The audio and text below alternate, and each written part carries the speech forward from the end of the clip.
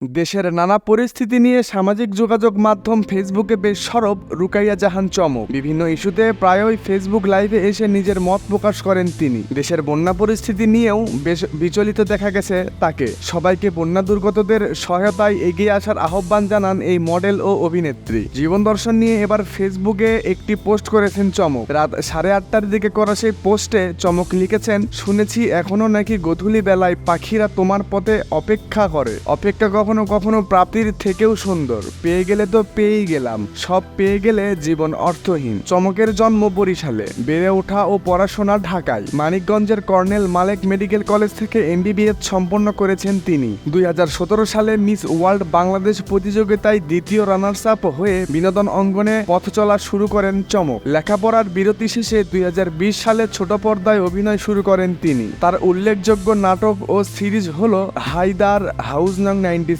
মহানগর, সাদা প্রাইভেট, অসমাপ্ত ও ভাইরাল হাজবেন্ড। চলচ্চিত্র পরিচালনায় কাজও করেছেন চমক। সম্প্রতি মাত্র 9 টাকা দেনমোহরে ব্যবসায়ী আজমান নাসিরকে বিয়ে করেছেন চমক।